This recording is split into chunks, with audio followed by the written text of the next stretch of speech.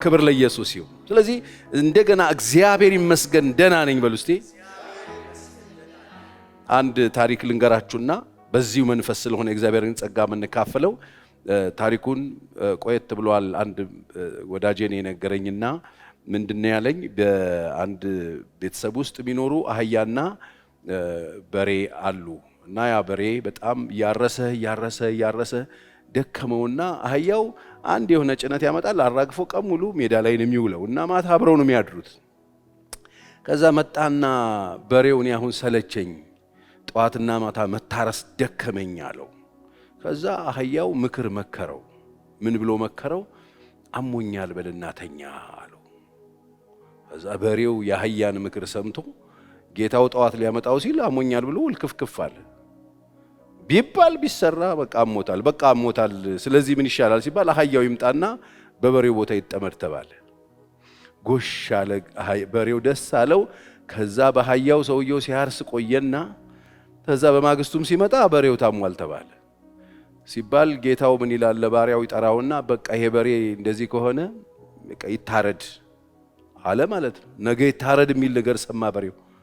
በጣም ተጨንቆ ማታ ከአህያው ጋር ዲስከስ ያደርጉ ምን ይሻላል? ነገ እኮ ሊያርደኝ ነው ጌታዬ ብሎ አህያው መከረው። አህያ በጣም የሚገርም ምክር መከረው። ለማንኛውም ደህና መሆን ነው የሚሻለው አለው። ደህና መሆን ነው የሚሻለው። እስቲ ጮክ በሉና ደህና መሆን ነው የሚሻለው በሉ። ምንም አይነት ሰበብ ብታመጡች ዓለም ትቀብራቸዋለች። እግዚአብሔር ይመስገን ደህና ነን። አሜን በሉ እስቲ።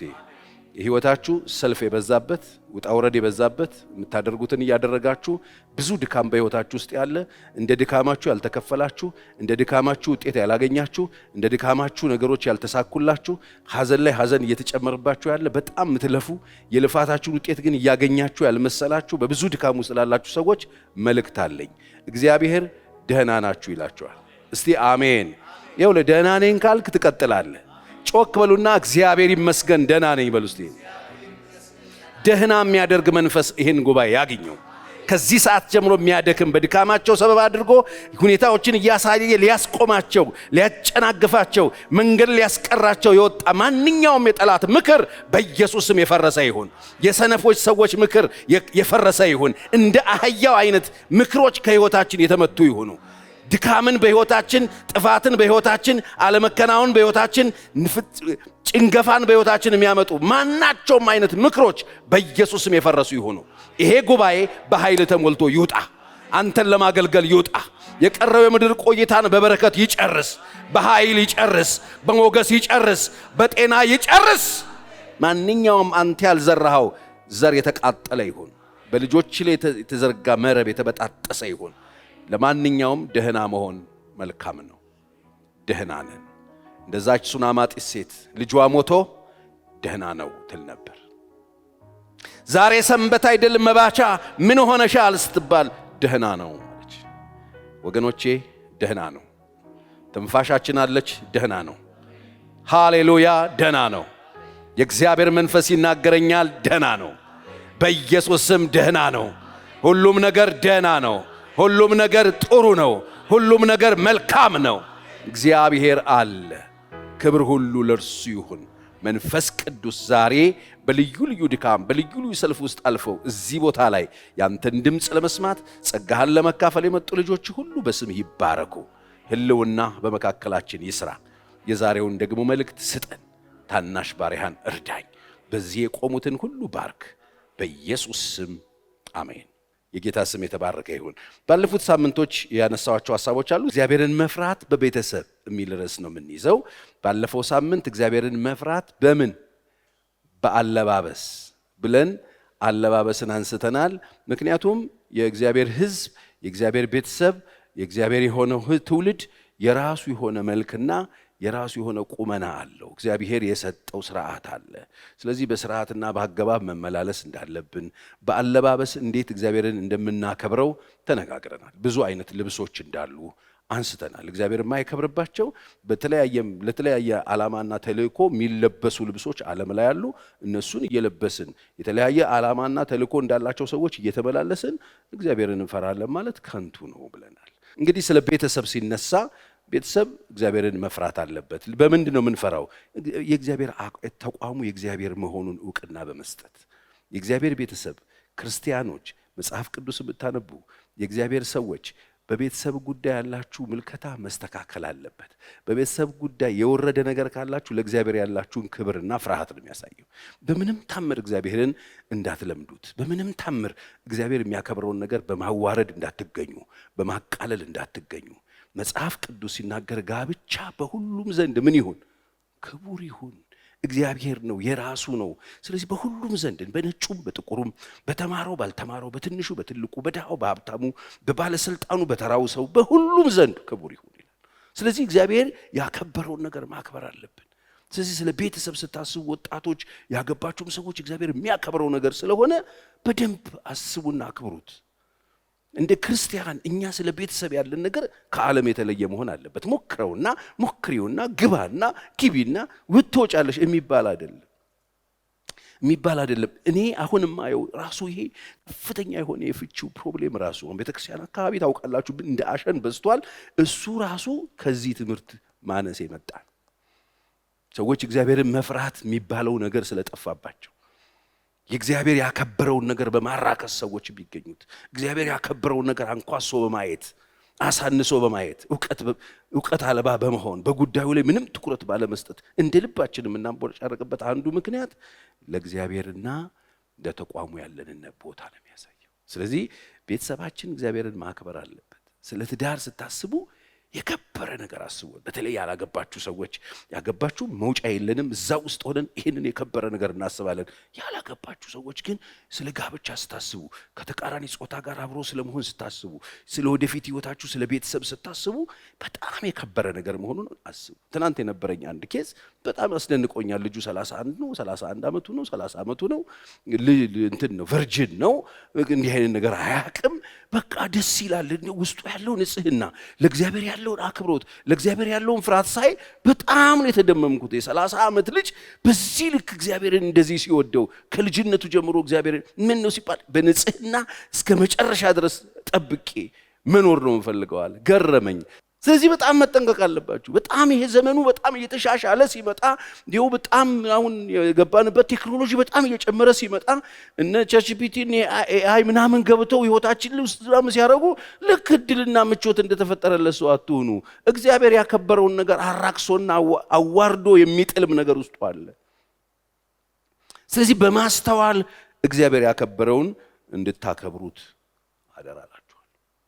የተቀደሰ ነገር ስለሆነ እግዚአብሔር ክቡር ብሎት ሲጀምረው በወንድና በሴት የጀመረውን ነገር በሌላ መንገድ ለማጣፋት ሲሞከር አላያችሁት? አሁን ህጉን ከቅዳዳ ፈልጎ ራሱ ሊገባ እኮ የሚፈልግ እኮ ማዕት ነው ዓለም ላይ ያለው ወገኖች። በትውልድ መካከል በሀገራት መካከል ሲታገል እንዲህ ትከሻ ለትከሻ ገጥሞ ገፍቶ ለመግባት ሲፈልግ አላያችሁትም? እግዚአብሔር ክቡር ያለውን በአንድ ወንድና በአንድ ሴት መካከል የሚፈጸመውን ጋብቻ በተመሳሳይ ጾታ እናድርገው ብሎ ሲጋፉ አላያችሁትም? ይሄ ምን ችግር መሰላችሁ? እግዚአብሔርን ያለ መፍራት ችግር ነው። የጉዳዩን ባለቤት ያለ መፍራት ችግር ነው። ድሮ አንድ ብዕል ነበረ፣ ባለቤቱን ካልናቁ ምን ይባላል ተረቱ? አጥሩ ነው አይነቀ። ባለቤቱን ንቀት ነው ይሄ ወገኖቼ። ሴትን መናቅ አይደለም፣ ወንድን መናቅ አይደለም፣ ባለቤቱን መናቅ ነው። ባለቤቱ ማን ነው? የሰራዊት አምላክ እግዚአብሔር። ቅዱስ ያለው ክቡር ያለውን ጋብቻ መጥተው በተመሳሳይ ጾታ ሊያበላሹ ሲታገሉ ላይ ምን ነው ይመስላችሁ? ይሄ ፈርሃ እግዚአብሔር ከምድሪቱም ከትውልዱ መካከል እየተጠረገ መውጣቱን ነው የሚያሳየው። ስለዚህ የተቀደሰው ጋብቻ በአንድ ወንድና በአንድ ሴት መካከል እንደሚፈጸም ማወቅ፣ የተቀደሰ ጋብቻ በቅድስና ተይዞ እግዚአብሔርን እየፈሩ የሚኖርበት እንደሆነ እስከ ፍጻሜ ድረስ እንደሚካሄድ እስከ ሞት ድረስ የሚካሄድበት ጉዳይ እንደሆነ ዕውቅና መስጠት፣ ይሄ እግዚአብሔርን መፍራት ይባላል። ለጉዳዩ ያለን ክብር እግዚአብሔርን መፍራት ይባላል። እግዚአብሔርን መፍራት ለምን? መፋታትን ጠላለሁ ያለውን እግዚአብሔር ከሱ ጋር አብረን ጠልተን መቆም እግዚአብሔርን መፍራት ይባላል። እግዚአብሔር የሚጠላውን ነገር አደርጋለሁ ማለት እግዚአብሔርን መናቅ ይባላል። ይሄን ማወቅ አለባችሁ። የትም ስፍራ በምንም አይነት ሁኔታ ውስጥ የሚጠቅማችሁ ይሄ። እግዚአብሔር የተቀደሰ ያለውን ነገር ርኩስ ብለን መኖር አንችልም። ከዚህ ውጭ የምንንቀሳቀስ ከሆነ ግን የነ ሰለሞን እጣ ፈንታ ይደርሰናል። እግዚአብሔር ክቡር ያለውን ጋብቻ አርመጥምጦት ታስታውሳላችሁ። እንዴት አርጎ እንዳጨማለቀው ይሄ መጽሐፍ ቅዱስ ያስቀመጠው ነው። ነህምያም አስቀምጦታል። ነህምያ መጥቶ ታስታውሳላችሁ የሁለተኛው ዙር ላይ መጥቶ ሲያይ ያ ጦቢያ የሚባለው ሰውዬ ከኤልያሴብ ጋር ተዋዶ ከነሰንበላጥ ጋር ሽርክ ሆኖ ያ ትናንትና በቅጥሩ ስራ ላይ ሲያላግጥ የነበረ ሲሳደብ የነበረው ሰውዬ ቤተ መቅደስ ገብቶ ኑሮ ጀምሮ ከዚህ ከኤልያሴብ የሚባል ሰው ጋር ልጅ ተዳድረው የማይሆን አይነት ጋብቻ ተፈጽሞ ሀገሩ ላይ የተወለዱ ልጆች አይሁድኛ የማይችሉ ቋንቋቸው አዛጦንኛ ሆኖ ተገኙ። ያኔ ሲሽከረከር ያገኘውና የተናገረው አንድ እሱ ሰለሞንን ያነሳው ነህምያ። እኔም ዛሬ እሱን ነው ማነሳላችሁ። ሰለሞን ስለ ሰለሞን ሲናገር በአንደኛ ነገሥት ምዕራፍ 11 ቁጥር 3 እስከ 6 እና ነህምያ 13 26 እስከ 29 ድረስ ያሉትን ሐሳቦች ማየት ትችላላችሁ። እግዚአብሔርን አለመፍራት፣ ቃል ኪዳን አለማክበር፣ እግዚአብሔርን አንፈራም ስንል ምን አይነት ሰዎች እንደምንሆን ይነግረናል። የነገሥቱን ላንብብላችሁ። ለእርሱም ወይዛዝር የሆኑ 700 ሚስቶች 300 ቁባቶች ነበሩት። በስማም ታድሎ የሚል አይጠፋም። 300 ቁባቶችም ነበሩት። ሚስቶቹም ልቡን አዘነበሉት። ሚስቶቹም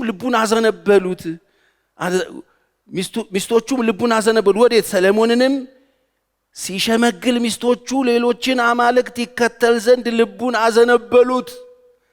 የውልህ ህይወትህን እንዴት ሊያጠፋው እንደሚችል ጤነኛ ባልሆነ መንገድ መሄድ ልብን ወዴት እንደሚያዘነብል የአባቱን የዳዊት ልብ ከአምላኩ ከእግዚአብሔር ጋር ፍጹም እንደነበረ የአባቱ ልብ ከአምላኩ ከእግዚአብሔር ጋር ፍጹም ነበረ።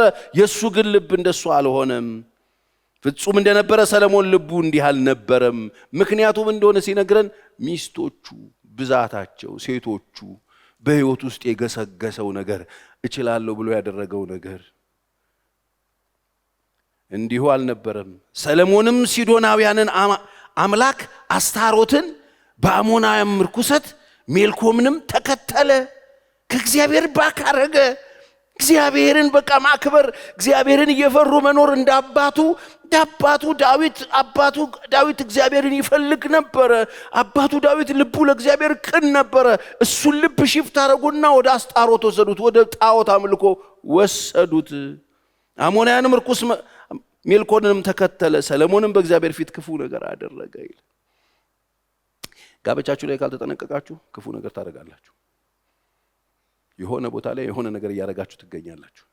በቅድስና እግዚአብሔርን እየፈራችሁ እግዚአብሔርን እያከበራችሁ በስርዓት የማትኖሩ ከሆነ እግዚአብሔርን የማትፈሩት ከሆነ ዛሬ እንደልባችሁ ማድረግ የምትችሉትን እያደረጋችሁ ብትቀጥሉ የሆነ ቀን እግዚአብሔርን መፍራት ከልባችሁ ይነቀልና የምትፈሯቸው አማልክት ይኖራችኋል። አምላክ አይደለም፣ የምትገዙላቸው አማልክቶች ይኖራችኋል። ጥባጥቤ የሚጫወቱባቸው አማልክቶች ይኖራችኋል። ስለዚህ እግዚአብሔርን መፍራት በቤተሰብ በትዳር ቃል ኪዳናችንን ማናከብር ከሆነ በስርዓት ጠብቀን ማንኖር ከሆነ 30 ቦታ ምንዞር ከሆነ የገባንባቸው ቦታዎች ላይ በባዶ አይለቁንም። እነዚህ የተከተላቸው መዓት ሚስቶች መካከል አማልክቶቻቸውን ይዘውት ነው የተገናኙት። የትኛዋ በየትኛው ፍቅር እንደጣለችው አይታወቅም። የዛችኛዋንም አማልክቶች ማምለክ ሲጀምር የሱ እግዚአብሔር ጠፋበት። አባቱ የሰጠው እግዚአብሔር ጠፋበት። ሰውሁን ብሎ የመከረው አባቱ፣ ያ መልካም አባቱ፣ የእስራኤል ቱንቢ የነበረው አባቱ የሰጠው እግዚአብሔር ጠፋበት። ይሄው ነው የሚሆነው መጨረሻው። ስለዚህ እግዚአብሔርን በማክበር በጥንቃቄ መኖር አለብን። እግዚአብሔር ይርዳል። ስለዚህ ቃል ኪዳን ማክበር አለብን። ቃል ኪዳን የገባን ሰዎች ልናገባ በጣም እንሯሯጥ። አሁን ደግሞ ጊዜውም ጥር ነው። በዚህ ጊዜ በጣም በቀደም ሬዲዮ ላይ ካቤሎ ጋር እያወራን ነበረ። በጣም ይሯሯጡ ሰዎች አሉ። ማግባት ነው፣ ጥር መጣ፣ ሚያዝያ ነው። ወደዚህ በጣም ስትሯሯጡ አብራችሁ ይሄንን ያዙት፣ ግድ የላችሁም። ጋብቻ በጣም ሲሪየስ ነገር ነው። ስለ ሰርግ እያሰባችሁ ስለ ድግስ እያሰባችሁ የምትሮጡ ሰዎች ሰርግ ማለት ድግስ ነው። ድግስ ማለት አቅም ያለኝ ሰዎችን ኑና ብሉልኝ ማለት ነው። ጋብቻ ግን ቃል ኪዳን ነው። ጋብቻ ቃል ኪዳን ነው። ትዳር ደግሞ ኑሮ ነው። ስለዚህ ልታገቡ ያሰባችሁ ሰዎች ስለ ቃል ኪዳናችሁ አስቡ። ከገባችሁ ማትወጡበት እስከ ሞት ድረስ የምትሄዱበት መሆኑን አስቡ። ያገባችሁ ሰዎች ደግሞ ትዳር ማለት ኑሮ ነው። ኑሮን መኖር ነው፣ መታገል ኑሮ ነው። ኑሮና የሆነ ነገርና እንዳታርጉ። ኑሮን ሌላ ነገር ኑሮ ኢቨንት አይደለም። ኑሮ ነው በቃ። ጋብቻ ቃል ኪዳን ነው። ትዳር ከያዛችሁ በኋላ መኖር ነው። ከፍም አለ ዝቅም አለ ወረድንም ወጣንም አገኘንም አጣንም መኖር ነው። ፋይት ያረጋን መኖር ነው። ትዳር ኑሮ ነው። ስለዚህ ስለ ንጹህ ቃል ኪዳን አስቡ። በወንድና በሴት መካከል ብቻ የሚደረግ መሆኑን አስቡ። ወንዶችም ሴቶችም ቅድስናችሁን ድንግልናችሁን ጠብቁ። ሺህ ጊዜ ነው የምናገረው።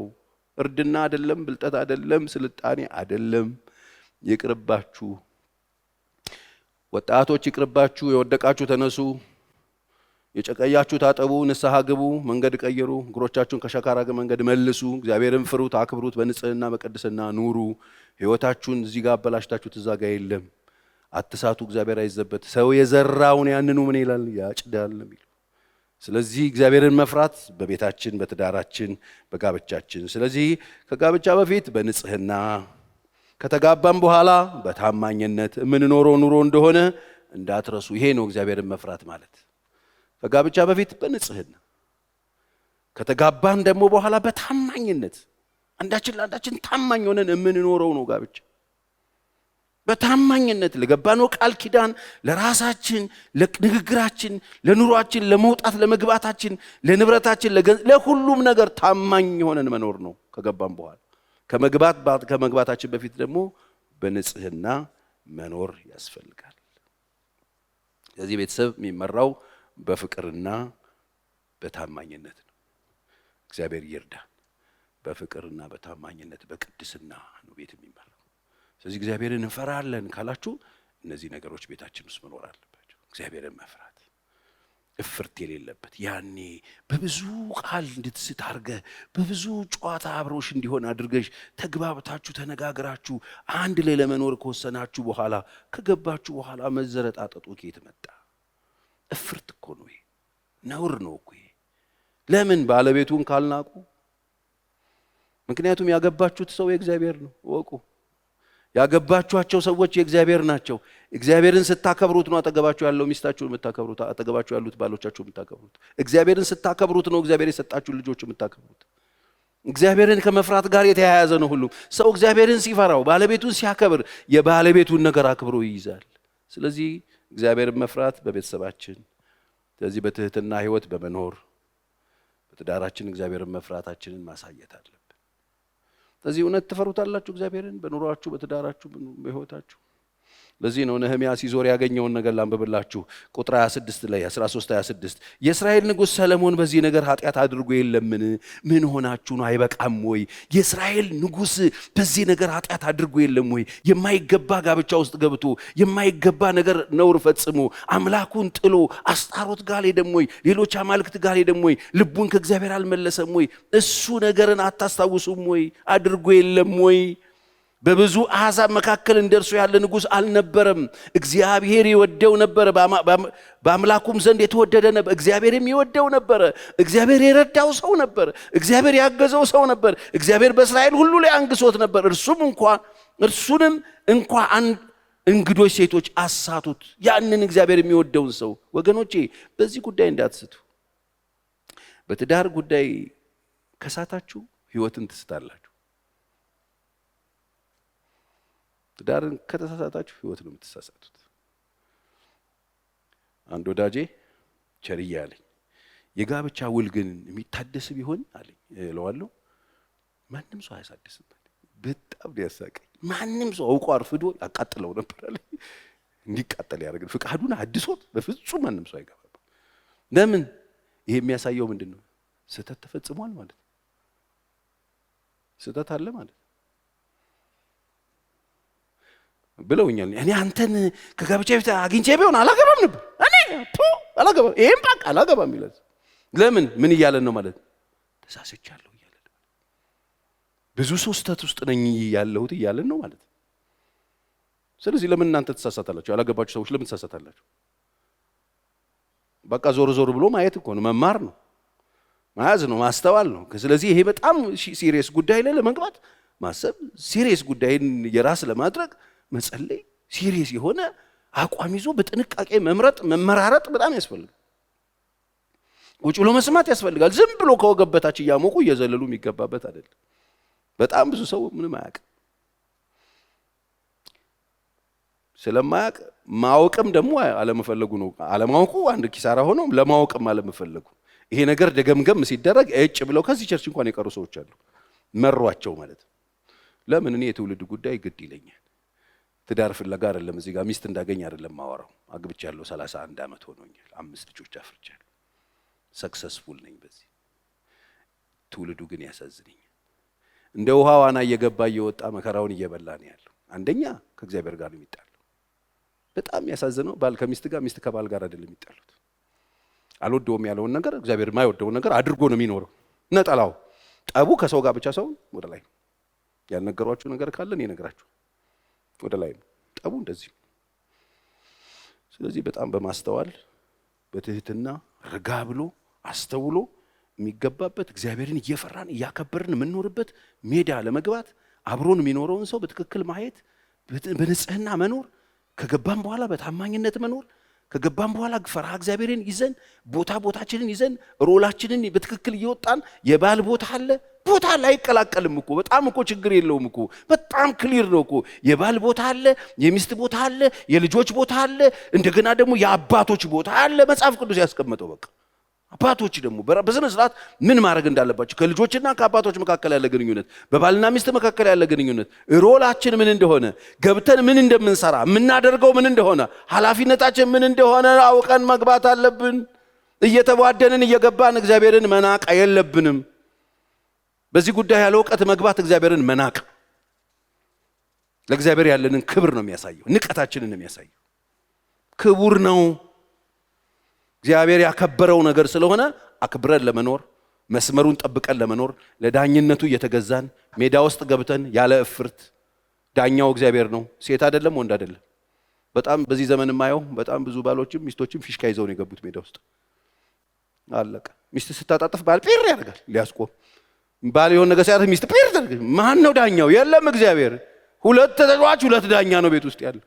ስለዚህ በጣም እፍርት ይበዛዋል። አንድ እውነት የለውም። ሴቷን ቁጭ ስታደርጉት የሆነ አውሬ ትስላለች፣ ወንዱ ቁጭ ስታደርጉት የሆነ አውሬ ይስላል። ዳኛ የለም፣ ተመልካች የለውም፣ ቲፎዞ ምናምን የለውም። ሁለቱ ዳኛ ሁለቱ ተጫዋች እንዴት ይሆነ? ትዳር ማለት ሁለት ተጫዋች ለአንድ ዳኛ ለመገዛት ቢገቡበት እፍርት የለውም።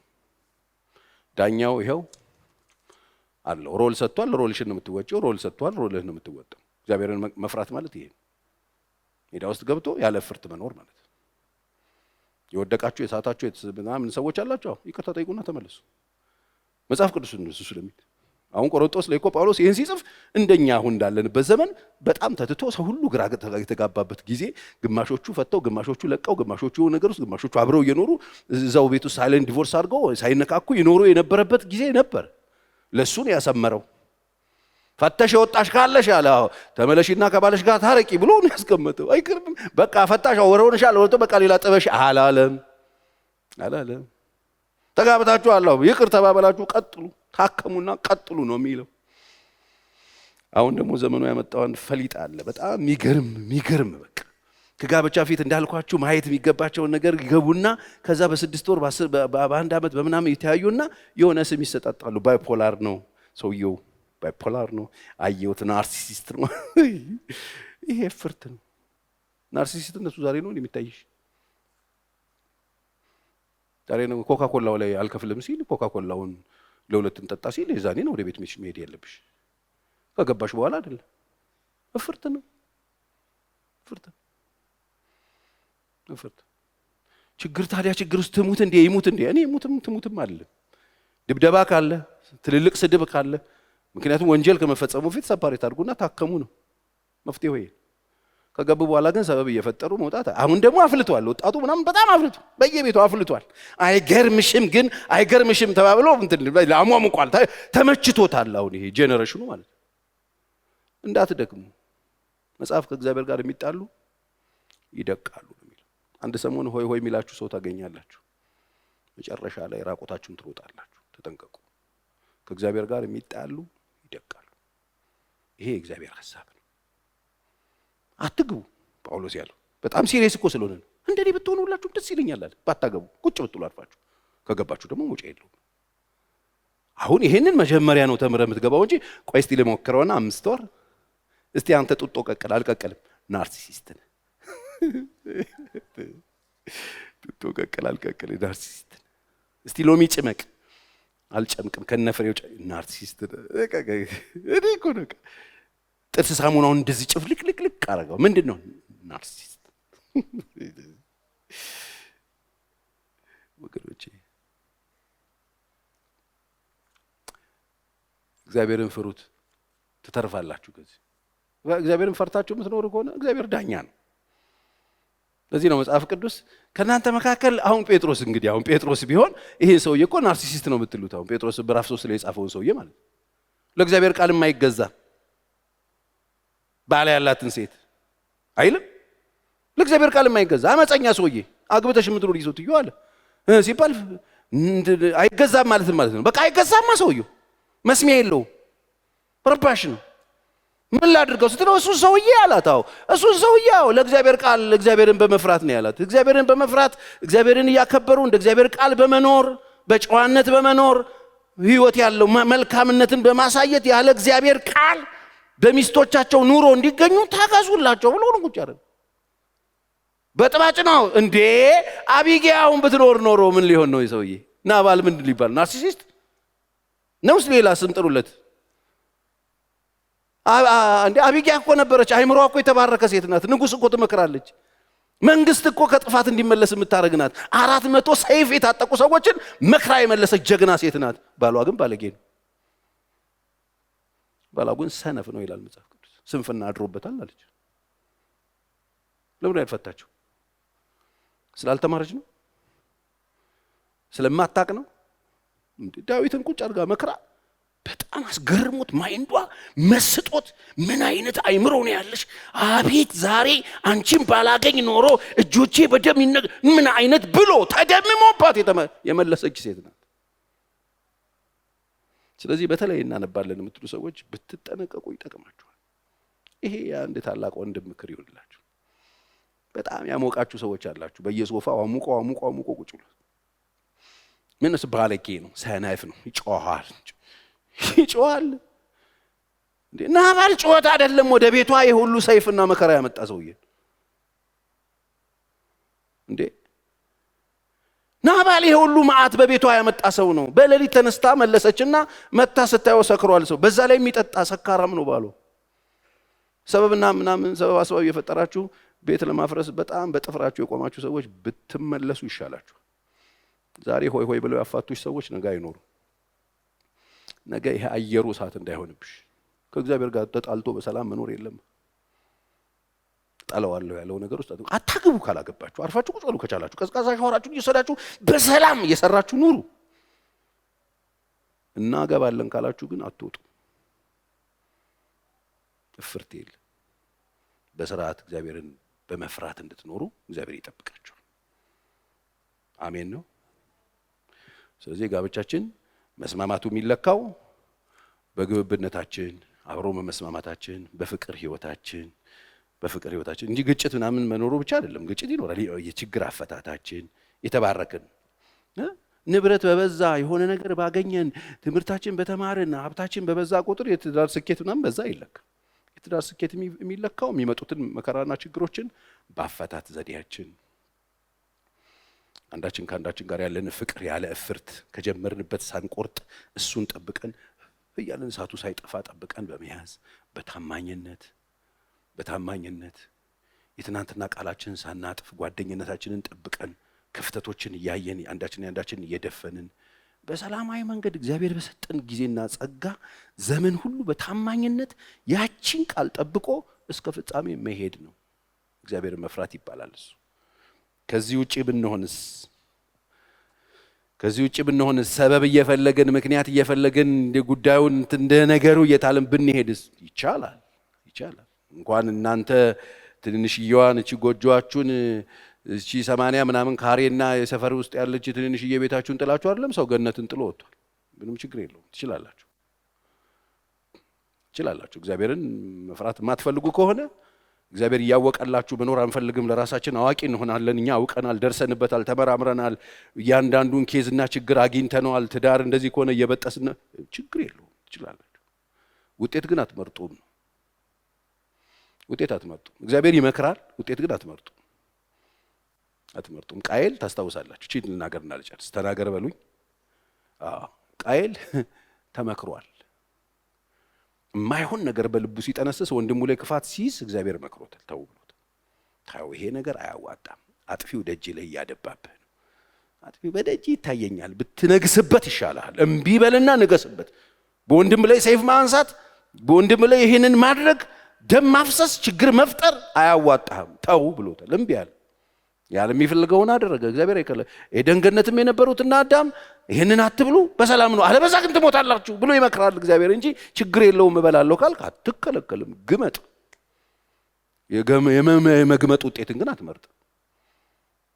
የመግመጥ ውጤት ምንድነው? ራቁትነት፣ ለሁለት መፍራት፣ ዓለምን ይዞ ለሁለት ባዶ መሆን፣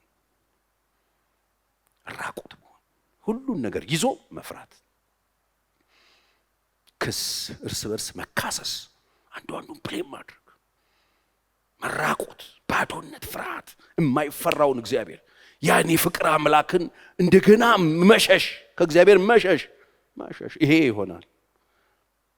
እግዚአብሔርን አንፈራም ብላችሁ የረጃችሁን፣ ቤታችሁን፣ ንብረታችሁን፣ ነገራችሁን የምታፈርሱ ሰዎች የሚገጥማችሁ ይሄ ነው። ከዚህ የተለየ ነገር አይደለም።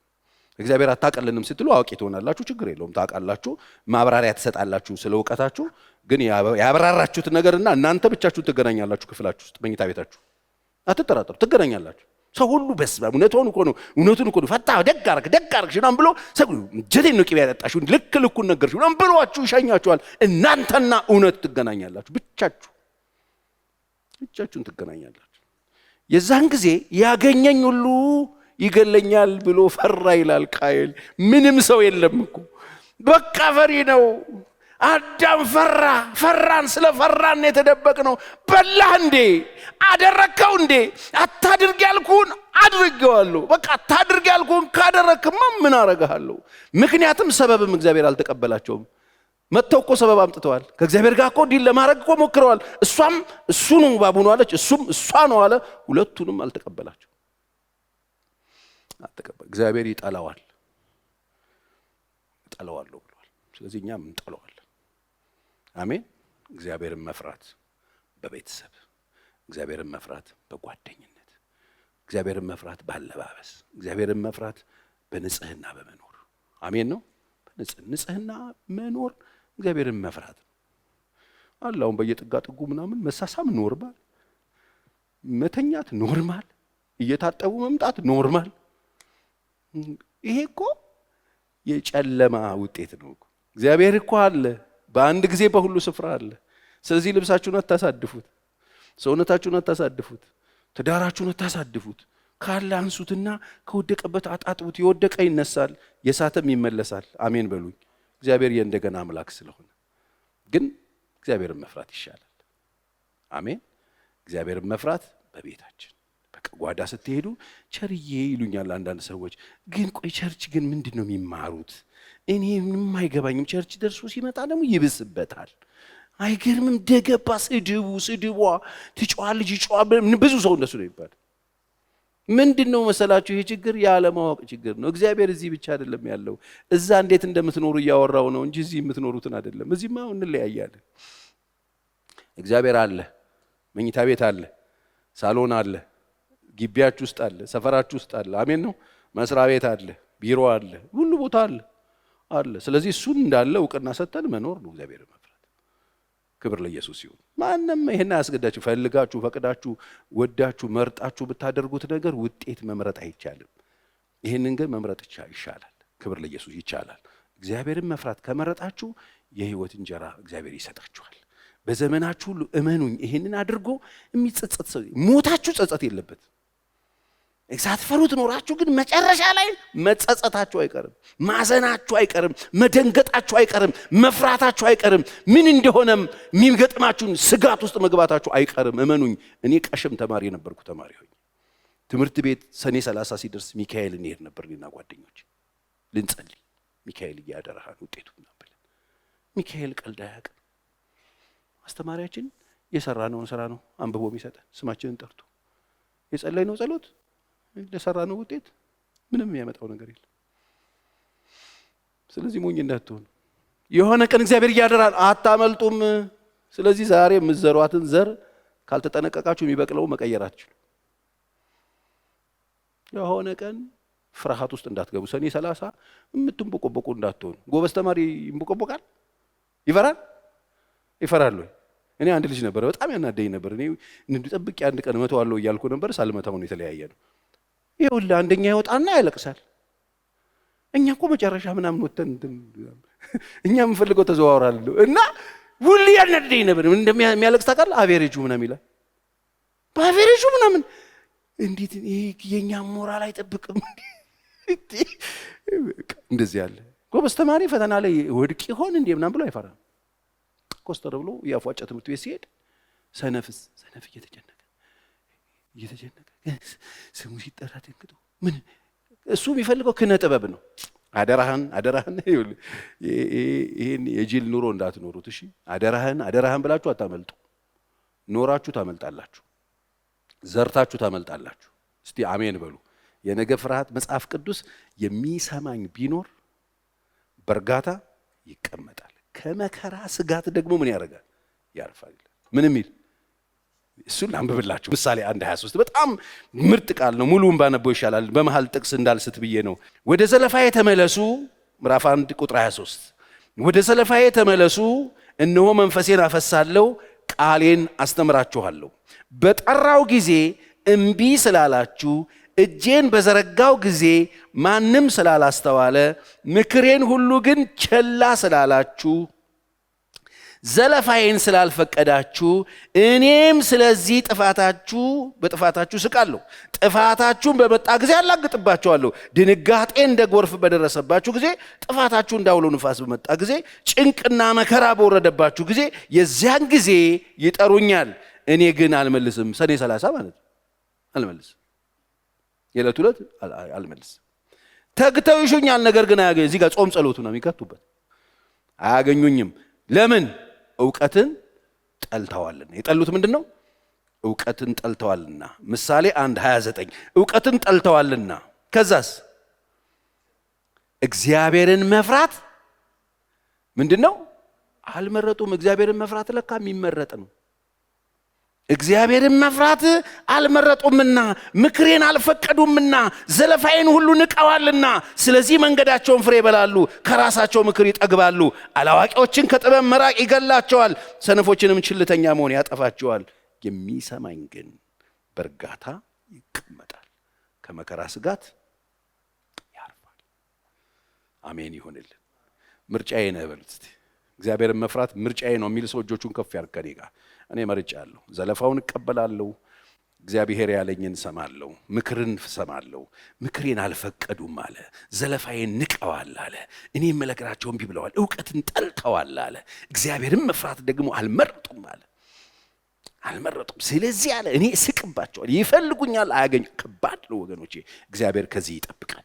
በጌታ በኢየሱስ ክርስቶስ ስም እግዚአብሔርን መፍራት ምርጫው ያደረገ ትውልድን እግዚአብሔር እንድታስነሳ እለምናለሁ። አሁን በኢየሱስ ስም ሙታን ድምፅህን ይስሙ፣ የሚጠፉ ልጆች ይስሙ፣ እግሮቻቸው ወደ ሸካራ መንገድ የሚሄዱ ሁሉ ይስሙ። ፍቃዳቸው ወደ አንተ ይሁን ጌታ ሆይ። አንተን መፍራት ይምረጡ ጌታ ሆይ። አንተን በመፍራት ውስጥ ያለው ህይወት፣ ኑሮ፣ ቤት መስራት ይሁንላቸው። በልጆች ላይ ይሄ ጸጋ በኃይል ይምጣ። ማንኛውም አይነት እግዚአብሔር አባት ሆይ ወደ ህይወታቸው ጥፋትን ሊያመጣ የሚፈልግ ድንቁርና የሆነ አለማወቅ የሆነ ጨለማ የሆነ ነገር ሁሉ የተገፈፈ ይሁን። አንተን መፍራት መርጠናል ጌታ ሆይ። አላዋቂዎችን ከእውቀት መራቅ ይገላቸዋል ተብሎ እንደተጻፈ በኢየሱስም ከእውቀት ርቀን ከመሞት እግዚአብሔር ሆይ ጠብቀን። እውነተኛ የሆነውን ያንተን ዕውቀትን ስጠን ጌታ ሆይ። እባክህ እግዚአብሔር ሆይ አግዘን። እጆቻችሁን ከፍ አድርጉ። እግዚአብሔር ሆይ አግዘኝ በሉት። ልጆችሽ ሁሉ ከእግዚአብሔር የተማሩ ይሆናሉ፣ የልጆችሽ ሰላም ብዙ ይሆናል ተብሎ እንደተጻፈ እግዚአብሔር ሆይ ካንተ በመማር ውስጥ ያለው ብዙ ሰላም ልጆችህን ያገኛቸው፣ ህዝብህን ያገኘው፣ ትውልድህን ያገኘው። እግዚአብሔር ሆይ አንተን በመፍራት ዘመናችን ይፈጸም ጌታ ሆይ። የሚያስጨንቀንን ኃይል ስበርልን ጌታ ሆይ።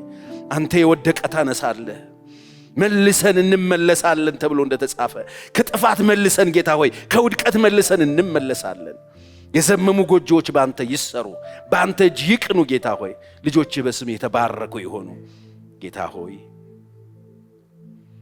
ጌታ ሆይ እባክህ እርዳን። አንተን መፍራት ሁሉ ጊዜ ምርጫችን ይሁንልን። አንተን እግዚአብሔርን መፍራት አልመረጡም። ጌታ ሆይ እባክህ ይሄው እየጎተጎትከን ነው፣ መታሃል፣ እንመርጣለን። አንተ የምትጠላውን በመጥላት አንተ የምትወደውን በመውደድ እግዚአብሔር ሆይ ሕይወታችንን ቃኘልን። በልዩ አይነት ሐዘን ውስጥ ያሉ ልጆችህን ድረስላቸው። ያንተ እጅ በኢየሱስ ክርስቶስ ስም ትደግፋቸው። ስምህን በልጆች ላይ አክብር ጌታ ሆይ። ያቺ እጅ የምትዳብስ እጅ፣ የሞተ የምታስነሳ እጅ በኢየሱስ ስም ቤቶችን ትዳሳች። አቋሞች ይቀየሩ፣ ውሳኔዎች ይቀየሩ፣ የሰዎች ስሜቶች ይቀየሩ። የተጎዱ ሰዎች ከጉዳት ነፃ ይውጡ ጌታ ሆይ። ያስተውሉ ዘንድ አይምሮአቸውን ከፈተላቸው ተብሎ እንደተጻፈ እንደ ቃልህ አይምሮአችንን ክፈትልን። ስለ ስምህ ብለህ ስለ ሰማህን እናመሰግናለን። እግዚአብሔር አምላክ ይሄ ጉባኤ በስምህ ይባረክ። ይሄ ጉባኤ በዘመኑ ሁሉ ያንተን ድምጽ የማይታጣበት ጉባኤ ይሁን። የእግዚአብሔርን ቃል የምናገኝበት አንድ ሰው የለም ተብሎ በትውልድ መካከል ሲፈለጉ የሚገኙ ይሁኑ ጌታ ሆይ። አንድ ሰው አለ ኤልሳ እጅ ላይ ውሃ የሚያፈስ ተብሎ ተፈልጎ መጥቶ ቃል እንደወጣበት በኢየሱስ ስም ቃልህ የማይጠፋባቸው ልጆች ይሁኑ።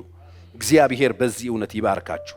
በሄዳችሁበት ሁሉ የሰላም ሰዎች ያርጋችሁ፣ የእርቅ ሰዎች ያርጋችሁ፣ የበረከት ሰዎች ያርጋችሁ። እግሮቻችሁ በዘይት ይጥለቅላችሁ፣ ሰላማችሁ ብዝት ይበል፣ መንገዳችሁ ይቅናላችሁ፣ መልአኩ ከፊታችሁ ይውጣላችሁ፣ ነገራችሁን ሁሉ ያሳካላችሁ፣ የጠፋ ነገር ይገኝላችሁ፣ የተወሰደ ነገር ይመለስላችሁ። እግዚአብሔር አምላክ ለቆላችሁ በአየር ላይ የተያዘ በጨለማ ኃይል የተያዘ በሰው የተያዘ በረከታችሁ ሁሉ ከናንተ ጋር ይገናኝ። ከዚህ ማታ ጀምሮ እግዚአብሔር ምርኳችሁን ይመልስላችሁ። በኢየሱስ ስም አዳዲስ ምርኮ ይመለስላችሁ። እግዚአብሔር ይባርካችሁ። አንድ ቀን በክብር በመንግሥተ ሰማይ እንገናኝ። ደህና አደሩ።